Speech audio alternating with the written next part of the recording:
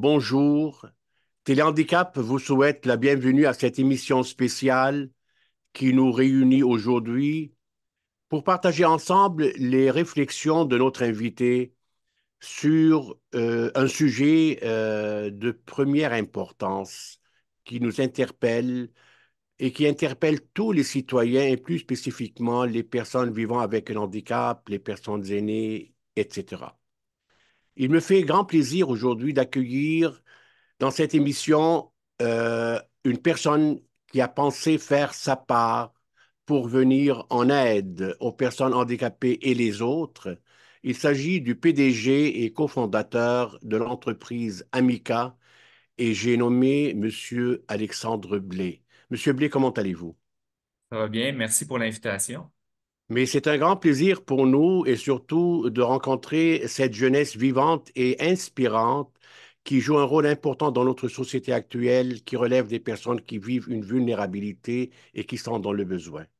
Ma première question, elle est si simple.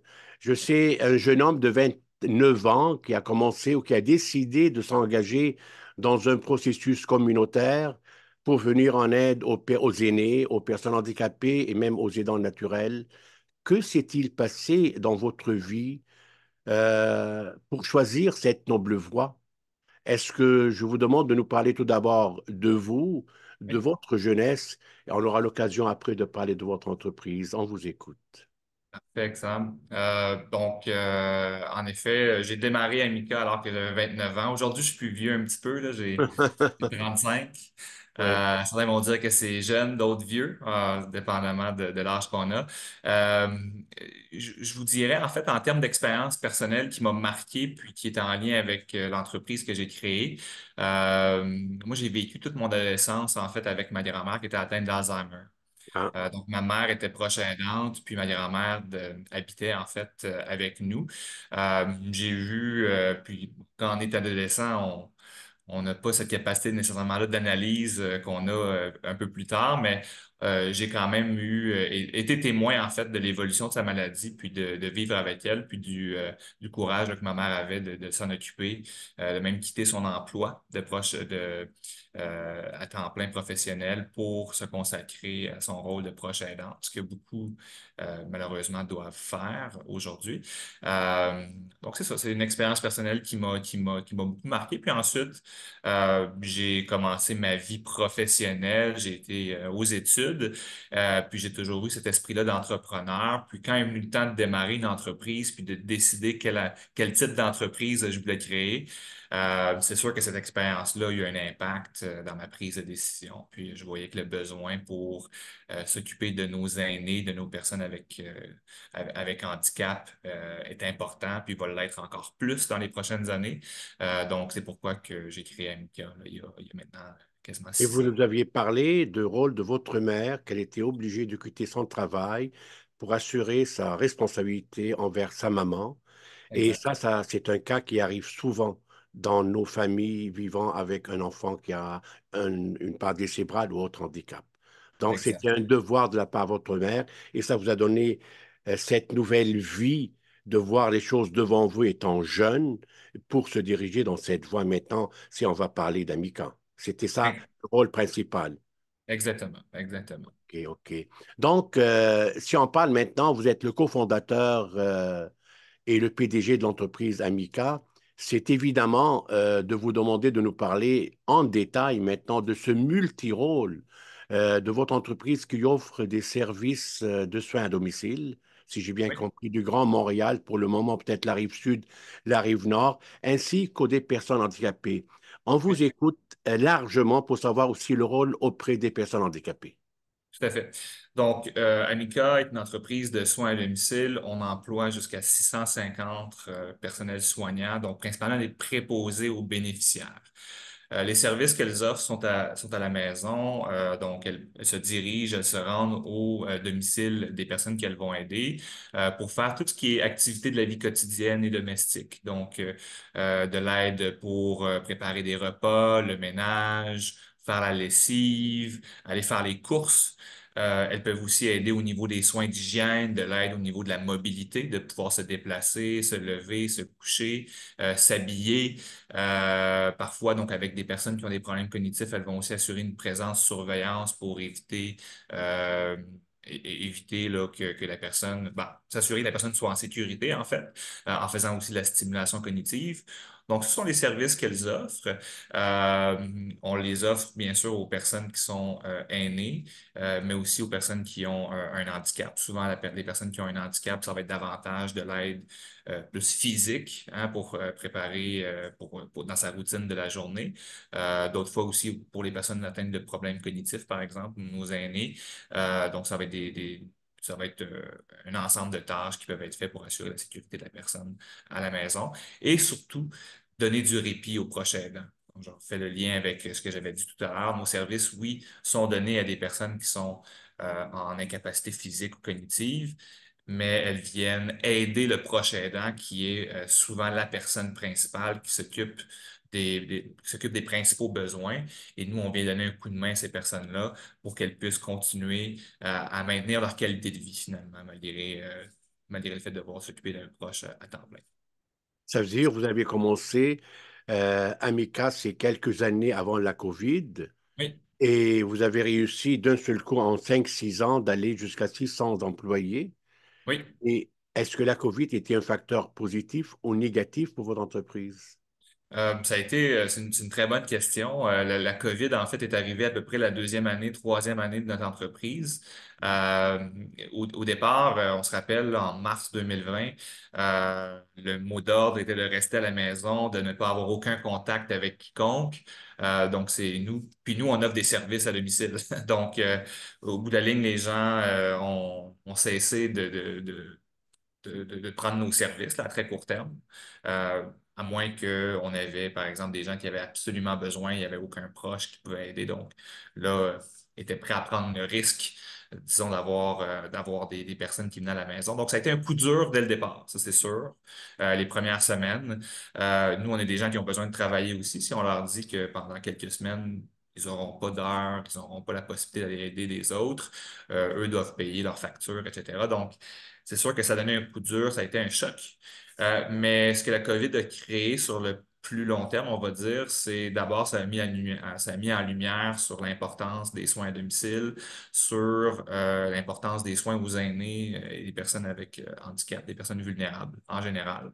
Malheureusement, des fois, ça prend des crises, ça prend des scandales ou en tout cas, ça prend un état de choc pour pouvoir mettre on va dire l'emphase sur un sujet comme celui-là. Aujourd'hui, on en parle beaucoup plus de soins à domicile, on parle beaucoup plus de soins aux aînés. On regarde la situation dans les CHSLD, puis on dit que c'est malheureusement pas la seule solution de construire des CHSLD. Il faut aussi faire du soin à domicile. Donc, est-ce que ça a été bénéfique ou pas? J'aurais aimé beaucoup mieux que la COVID n'ait pas lieu. Mais au bout de la ligne, ça a quand même mis en lumière l'importance des soins à domicile. Donc, pour nous, on le voit comme étant un peu plus positif. On a pu quand même aider les gens pendant la COVID. Ça a été un enjeu, ça a été beaucoup d'enjeux. On se rappelle l'approvisionnement au niveau du matériel, les masques, les gants, c'était très difficile. La COVID, toutes les mesures de prévention aussi. Donc, on a dû s'adapter là, pour améliorer euh, on va dire la santé et sécurité de nos services. Et surtout, la COVID, la situation principale de la COVID, c'était le contact direct. On sait très bien que on dégageait ces particules avec l'éternuement, avec la parole, Oui, et c'était au niveau de microns, on ne voyait même pas ce virus-là.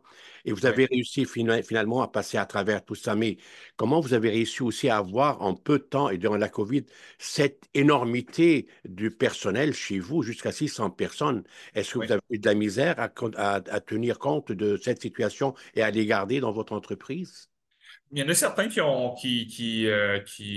préféré ne pas travailler. On avait aussi des employés qui avaient peur C'est ça. beaucoup de nos employés, ce sont des mères de famille, donc les enfants ne pouvaient pas aller à la garderie, ne pouvaient pas aller à l'école, donc ça a été un casse-tête logistique parce que certaines personnes ne pouvaient de toute façon pas travailler. Donc, celles qui voulaient travailler, donc c'était un réalignement en fait des horaires, on va dire, pour que les gens qui veulent travailler puissent aller aider les clients qui avaient absolument besoin de services.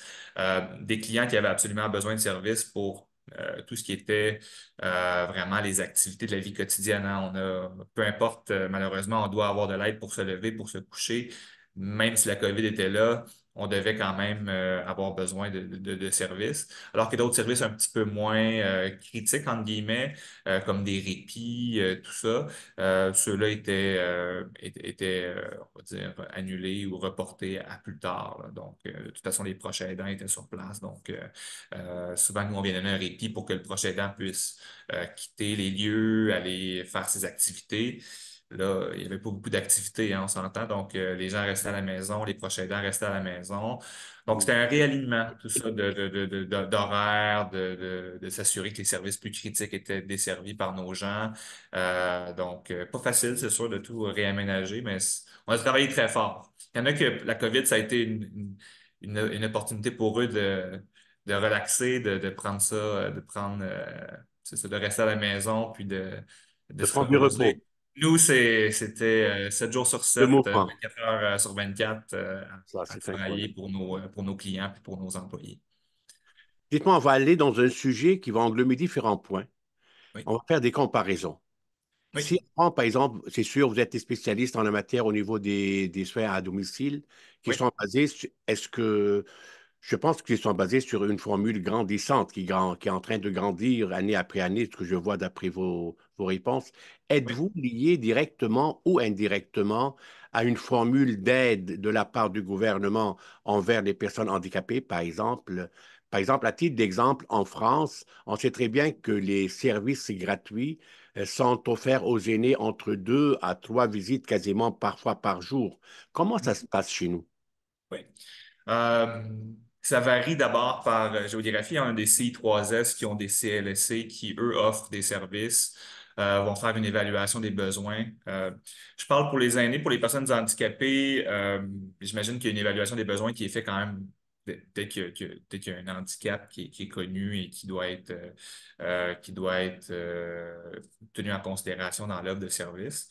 Pour les personnes aînées qui commencent une perte d'autonomie, donc, dès qu'il y a une perte d'autonomie qui est décelée par la personne elle-même ou par son proche aidant, le CLSC va venir faire une évaluation des besoins. Bon, on fait une demande, puis le CLSC va venir évaluer les besoins. Et le panier de services va dépendre de cette évaluation-là. Certains CLSC vont offrir un service avec leur propre personnel, d'autres CLSC vont faire affaire avec des entreprises de soins à domicile comme nous, en termes de services. Donc, nous, on va offrir un service, le CLSC paye pour ce service-là. Ah, C'est en quelque sorte des services qui sont achetés par le CLSC, qui sont gratuits pour le bénéficiaire et sa famille, mais qui sont donnés par une entreprise externe. Euh, Ensuite, il y a le programme Chèque emploi service, peut-être que vous connaissez, qui est souvent proposé, là. C'est-à-dire que le CLSC peut donner le service avec son propre personnel, pourrait donner le service avec un prestataire externe, ou pourrait vous donner une enveloppe qui est finalement un nombre d'heures par semaine auquel vous avez droit, que vous auriez eu droit si vous aviez eu des services externes.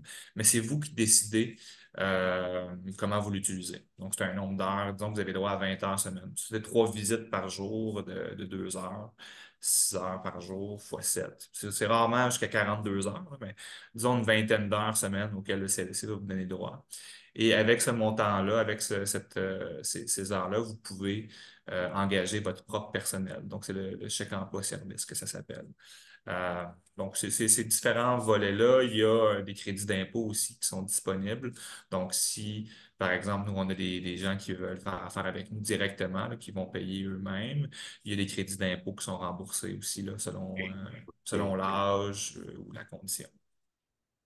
On va aller directement au but au niveau de ces services-là et ce qui représente pour vous actuellement votre engagement, le mot soin. Pour nous, ça englobe différents soins, incluant la physiothérapie, l'ergothérapie, la massothérapie. Est-ce que vous offrez aussi ces soins-là aux personnes, surtout handicapées, parce qu'ils ont besoin de ça, eux autres, là? Tout à fait, oui. Pas pour l'instant, on offre vraiment des services qui sont d'une préposée aux bénéficiaires. Donc, on va couvrir quand même pas mal de choses là, au niveau des activités de la vie quotidienne et domestique. Mais tout ce qui devient professionnel, comme des soins infirmiers, physio, masso, ça, Ergo, tout ça. ergo, tout à fait. Ça, on n'offre pas pour le moment, mais on sait que c'est un besoin parfois qui peut provenir de nos clients, à la fois ceux ayant un handicap ou nos aînés. On parle d'aménagement de la maison aussi. Donc, on est en train d'explorer des services qui pourraient être offerts en complément de notre offre. Nous, le service qu'on offre, c'est aussi de faire un jumelage avec la même personne à chaque semaine ou à chaque jour. Donc, quand on fait une évaluation des besoins avec la personne aidée, on va s'assurer de comprendre non seulement les besoins en termes de tâches, de services, mais aussi ses préférences en termes de qui ils aimeraient avoir à la maison. Donc, nous, c'est très important, c'est des services qui sont très, très, très intimes parfois. Puis on accueille quelqu'un chez eux, hein. Moi, quand j'invite quelqu'un chez moi pour des heures, là, à chaque jour, je veux avoir une certaine entente, puis je veux pas que cette personne-là me fatigue trop, là. Donc, l'idée pour nous, c'est d'avoir un bon jumelage avec la même personne qui revient à chaque jour ou à chaque semaine, qui connaît la routine, qui a entretenu une bonne relation de confiance avec vous et pour laquelle ça va être agréable de côtoyer. Dites-moi, vous avez parlé tout à l'heure que vous offriez différents services, des contacts directs, de l'hygiène, tout ce qui touche à une personne qui a un besoin réel quotidiennement. Avec toute cette catégorie de services que vous offrez aux membres, est-ce que vos approches sont-elles adaptables suivant les cas? Tout à fait. Comme je le mentionnais tout à l'heure, on a des gens qui ont des problèmes, qui ont des problèmes cognitifs. Donc, c'est une approche qui est extrêmement pointue pour Oui, s'assurer oui. de faire accepter l'aide. C'est pas évident. Puis, on a beaucoup, beaucoup de formations là-dessus. Euh, c'est de plus en plus fréquent dans on va dire, dans nos besoins, dans les demandes qu'on reçoit, là, les gens qui ont des problèmes, qui sont atteints d'Alzheimer, de démence. Donc, c'est une approche différente d'une personne, par exemple, souffrant d'un handicap. Souvent, les personnes qui souffrent d'un handicap, ça fait longtemps qu'elles reçoivent des services, elles connaissent la routine par cœur. C'est davantage technique que une approche psychologique. Là, on vient aider au niveau des soins avec une routine bien précise, lève-personne, beaucoup de matériel qui est utilisé, là, d'équipement à la maison qui est utilisé. Donc, une approche plus technique versus une approche un peu plus que je peux appeler là, un peu plus sociale, dans laquelle on va vraiment devoir faire accepter l'aide, interagir avec une personne qui peut avoir des comportements irrationnels, par exemple. Donc, oui, on enseigne ces deux différentes approches-là pour s'assurer qu'il y a un bon jumelage. Il y en a qui sont plus à l'aise avec tout ce qui est plus le côté technique, d'autres qui sont plus à l'aise avec le côté social. Passer 8 heures avec la même personne euh, pour la stimuler cognitivement, des fois, ça peut être long pour certains, d'autres vont voir le temps passer sans problème. Donc, dans le jumelage, on s'assure de pouvoir faire cette distinction-là dans les deux approches. Puis dans nos formations aussi, on a beaucoup de formations. J'ai des élèves personnes pas loin ici, on a un centre de formation dans lequel on va permettre à nos préposés euh, de vraiment se perfectionner dans leur approche avec nos clients. Monsieur Blais, je me sens très à l'aise avec la fluidité de vos réponses, je vous ne le cache pas. Je veux rester dans le même sujet parce que Oui, vous avez touché à à un point extrêmement important qui m'intrigue à propos de la stimulation cognitive. oui, Parce que ce qui permet d'ailleurs à maintenir l'égalité ou l'agilité mentale et l'égalité dans la pensée et dans l'acte, d'améliorer la mémoire, de renforcer la concentration. Est-ce que votre formule est-elle approuvée? Comment vous agissez? C'est très délicat comme sujet, vous le savez, hein. Et tout je à suis fait. sûr avoir la bonne réponse de votre part, là. Tout à fait. Euh, Les activités de stimulation cognitive, il faut pas mettre ça plus complexe que ça en a l'air. C'est-à-dire que quand on fait des activités de stimulation cognitive, ça peut simplement être de prendre l'histoire de vie du bénéficiaire, de regarder, par exemple, c'était quoi ses intérêts, c'était quoi son métier, qu'est-ce qu'elle aime dans la vie en général, puis d'adapter les activités en fonction de ça. Et aussi ses compétences actuellement. Tu sais, on veut pas faire des activités qui vont à être trop infantilisantes, bien entendu, ni des activités qui vont être beaucoup trop complexes puis qui vont davantage rendre la situation frustrante. Donc, c'est d'adapter ces activités-là. Donc, nous, nos gens, puis on reçoit beaucoup de photos puis on a un groupe là, de notre personnel soignant, un groupe Facebook, dans lequel ils vont se partager des idées de stimulation cognitive, d'activités à faire.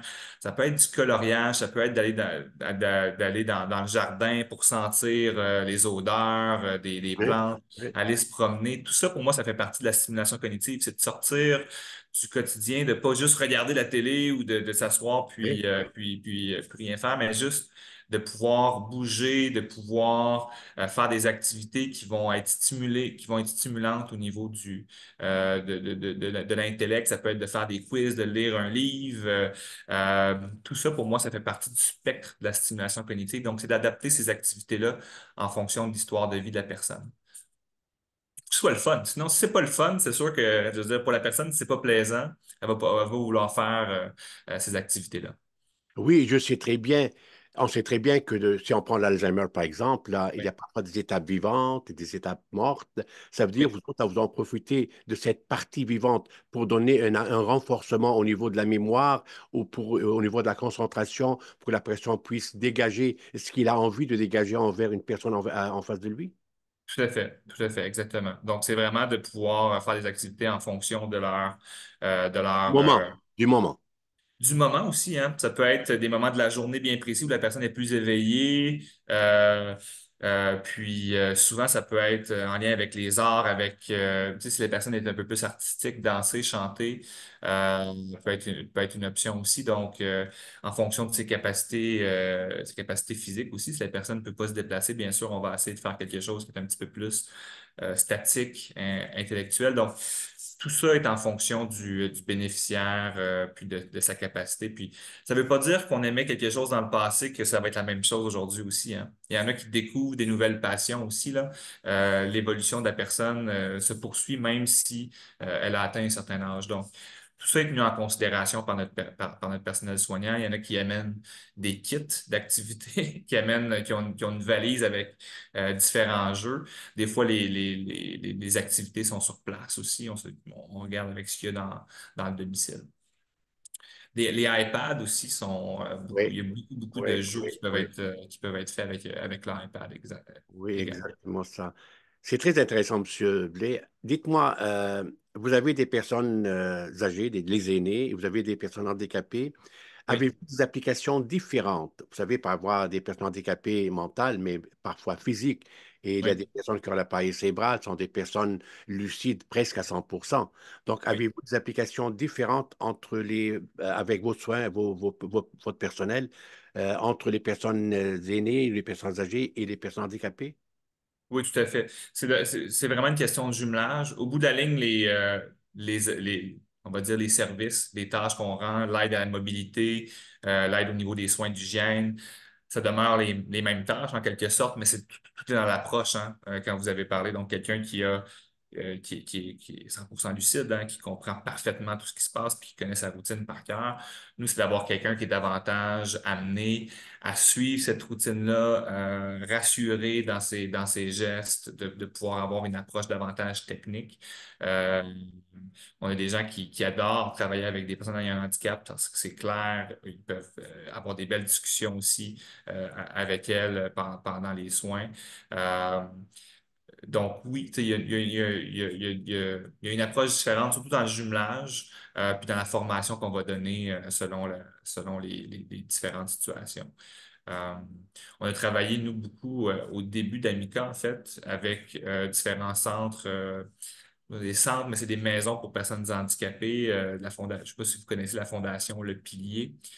qui avait différentes maisons pour personnes handicapées. Des fois, c'était des personnes handicapées intellectuelles, davantage déficience physique, intellectuelle, maladie, traumatisme crânien. Donc, on avait des gens qu'on envoyait des personnes, les préposés aux bénéficiaires en général sont formés pour travailler avec des personnes aînées. Les écoles de formation vont souvent donner des exemples de situations davantage avec des personnes aînées, pour qu'éventuellement ils travaillent en établissement. Donc, il y en avait beaucoup qui étaient un petit peu plus intimidés par le fait de travailler avec des personnes un peu plus lourdement handicapées et d'autres pour qui c'était extrêmement stimulant.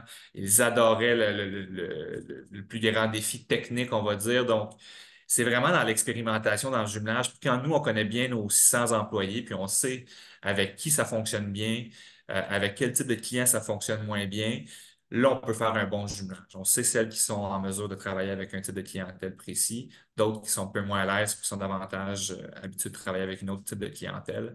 Et euh, l'idée, c'est qu'elles vont donner un meilleur service, mais si elles sont un peu plus à l'aise, ça va se ressentir aussi chez le bénéficiaire du service. Si on vous envoie quelqu'un qui arrive craintif, qui est pas sûr, c'est sûr que ça va se ressentir dans la confiance qui va être dégagée dans la prestation du soin.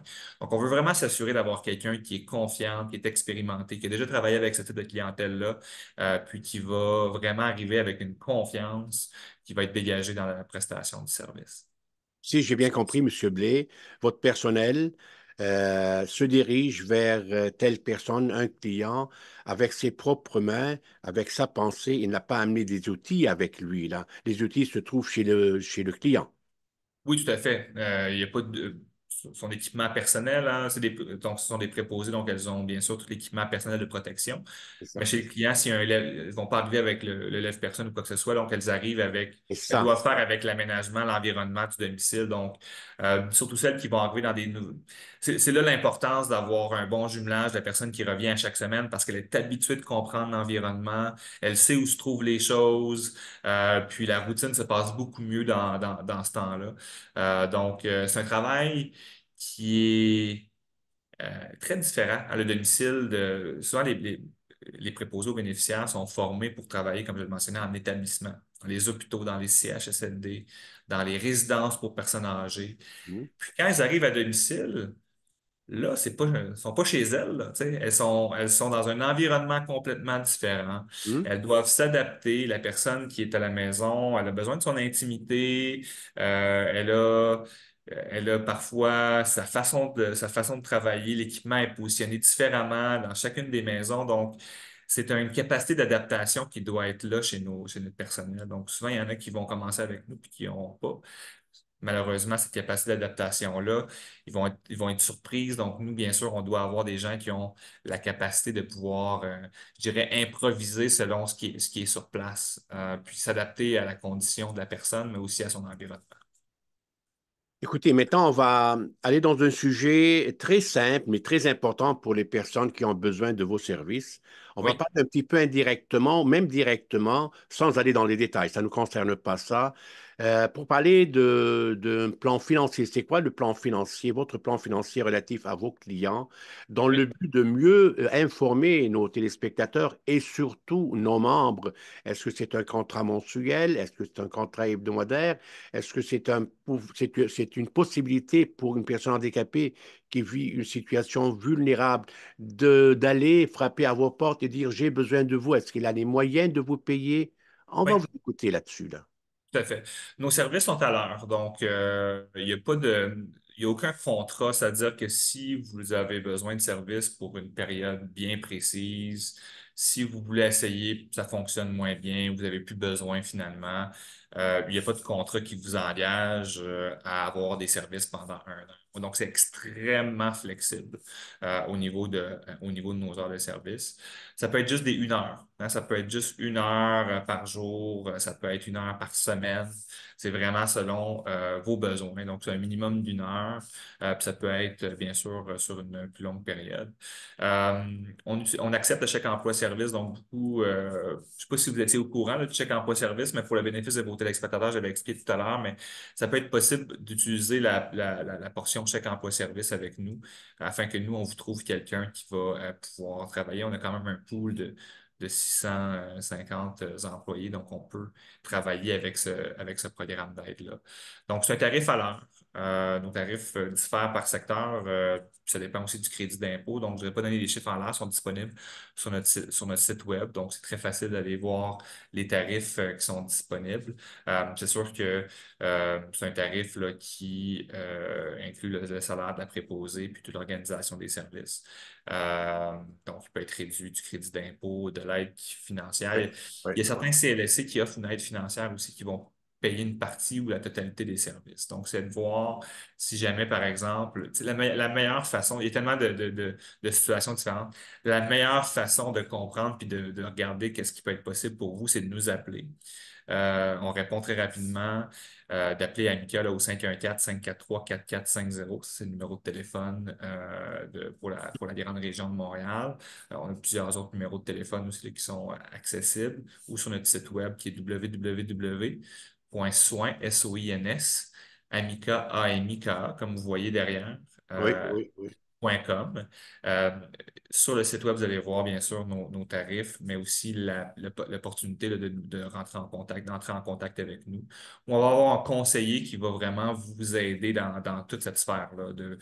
Selon votre secteur, selon ce que vous avez droit, on va pouvoir vous aider peut-être à vous parler des programmes qui sont disponibles, voir si nous, on pourrait vous offrir le service payé en partie ou payé en totalité par le CLSC. Euh, donc, je vous dirais que c'est la meilleure façon très concrète de le faire à ce stade-ci. Vous savez, je vous informe même en direct à la télé, notre association, l'Association de parler cérébral du Québec, offre ces services d'aide à nos membres, là, Oui. proportionnellement pour aller, que ce soit pour les soins, que ce soit pour la physiothérapie, pour toutes sortes de soins. Et on fait ça volontairement parce qu'ils en ont besoin. C'est la raison pour laquelle, en terminant, j'aimerais avoir votre point de vue à l'égard d'un sujet très important. Pensez-vous que les personnes handicapées ou nos aînés, je dirais nos aînés, la fierté de ce que nous sommes aujourd'hui, ont Oui. besoin de plus d'appui de la part des autorités pour leur donner une vie qui répondra vraiment au respect de leur dignité humaine? Bien sûr, puis on se bat là-dessus. Nous, je suis également membre du conseil d'administration de l'Association des entreprises de soins à domicile du Québec, l'Association des soins à domicile du Québec. On travaille d'arrache-pied pour faire connaître les besoins en maintien à domicile. C'est sûr que on s'occupe de cette partie-là, c'est-à-dire qu'il y a bien d'autres choses pour lesquelles les aînés, les personnes ayant un handicap ont besoin, là, autre que il y a la partie maintien à domicile, mais il y a bien d'autres choses. Mais nous, on s'assure que le maintien à domicile, le soin à domicile soit une priorité pour le rendre accessible à l'ensemble de la population québécoise. Les aînés, les personnes ayant un handicap ont payé des impôts toute leur vie. Elles ont droit à des services de soins accessibles. Puis nous, on veut travailler à cette accessibilité-là. Oui, vous avez, je veux dire, c'est un enjeu qui est tellement important. Euh, il y a une population qui est vieillissante. Il va y avoir de la demande extrêmement importante dans le futur, puis il faut travailler à trouver des solutions. Je pense qu'on fait partie de la solution. On a une belle capacité de pouvoir donner des services. On a 650 employés. Ce sont des employés souvent, puis je vais revenir un peu sur notre modèle. Nos employés sont à la fois à temps plein et aussi à temps partiel. Donc, on fait travailler des gens qui sont à l'âge de la retraite, qui veulent redonner Oui. à la société, qui ne pourraient pas travailler dans le réseau si je veux dire, le réseau emploie des gens qui sont à temps plein, etc. Donc, nos gens, ce sont des gens qui vont faire une dizaine, quinzaine d'heures semaine, qui vont aider des gens à proximité de leur domicile pour justement ajouter cette capacité-là d'heures de services qui doivent être données à nos aînés puis à nos personnes ayant un handicap qui ont besoin de services. Donc, c'est avec des solutions innovantes comme ça, en permettant à des gens de faire un peu de temps partiel, en travaillant selon leur disponibilité, en aidant bénévolement, de connecter les gens qui ont besoin d'aide avec les gens qui ont un petit peu de temps pour en donner ensemble, pour lesquels donc on va pouvoir ajouter de l'accès. Ça, c'est vraiment un pilier sur lequel on travaille beaucoup. Puis oui, il faut trouver des solutions innovantes comme ça. Il faut investir davantage aussi d'argent pour donner, prodiguer des bons soins à nos gens. Sinon, malheureusement, ça va être les proches aidants qui vont devoir le faire. Mhm. C'est dommage, mais ça va être tout le poids, le poids de des soins à donner, de l'aide à donner va être dirigé vers les familles ou les amis qui vont devoir aider.